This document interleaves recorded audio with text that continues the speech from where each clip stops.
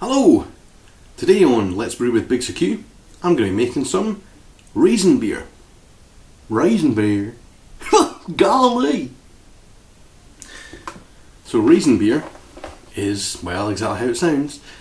It's a beer with raisins in it, raisin flavourings, and to achieve this I'm going to be using some sun-made raisins from California. Say what? And if you want to attempt this, you need to try and get this brand or another brand that doesn't include vegetable oil or sunflower oil or any other kind of oil, because cheaper supermarket brands of raisins might include oil and you don't want that going in your beer. Okay? To make this, I'm going to make it nice and simple. I've got some hops, but I'm not going to boil the hops into this because I want the flavour of raisins to come out. And to achieve this, this is the kit I'm going to be enhancing today. It's a Cooper's Real Ale. There we go. In addition, some brew enhancer too. So BK82 is dextrose, light dry malt and maltodextrin. The first stage is I need to blitz, that's a technical term, the raisins in a food processor. Cooter, you see my name, raisins? Right, so here we go. 500 grams of California raisins.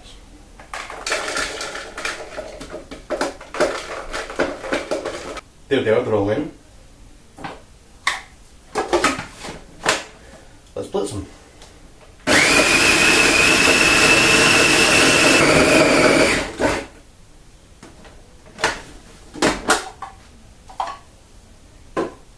Job done. The next stage is to boil them. We're going to boil them for 20 minutes in some hot water. Hooey!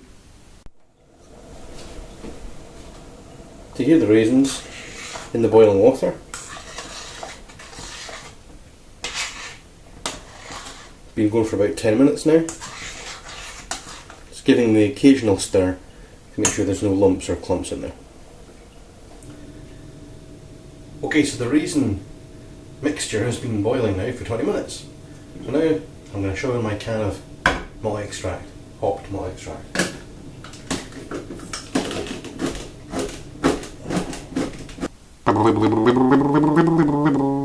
Here we go.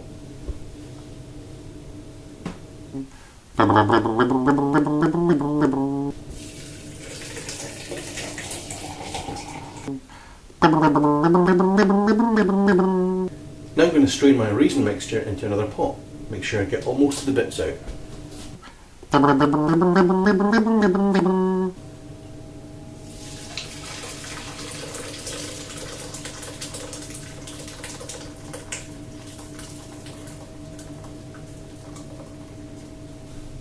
Okay, so I've sieved the raisin mixture now. I'm just left with largely the fluid. There'll be some bits in there, but it's nothing to worry about. The finings will take care of that at the end. So, into the fermenter with it.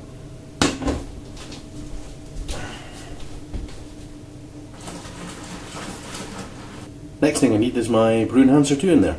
So this gets dumped straight in. Bit of a mix while I do it.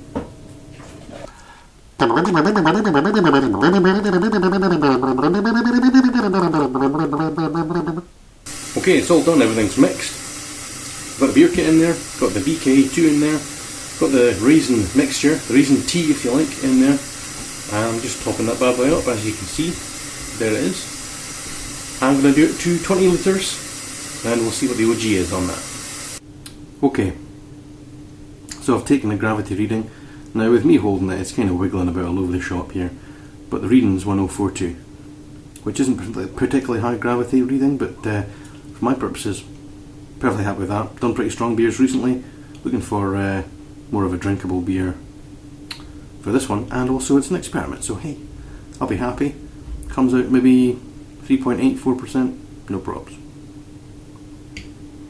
So I sterilised my hydrometer in my trial jar, so I'm going to shove that back in the FB. How does this thing work anyway? Okay, so the temperature is now at 23.9, which is maybe a little higher, but it's between the 21 and 27 that Coopers recommend on their kits. So I'm going to shove the yeast in. Dag damn it.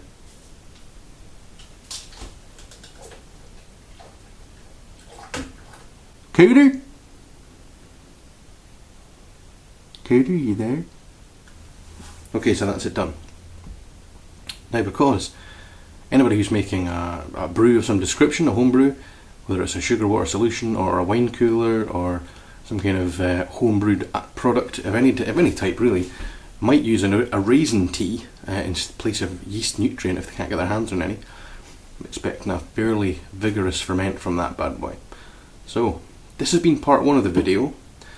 If you fancy seeing how this turns out, come back and have a look in a few weeks. If you're not a subscriber to my channel already, please subscribe. I'd like to see you back. Hello? And like the video as well. That'd be good. Thank you very much. Cheers. Bye. Welcome to Homebrew with Big Sick U. Aye.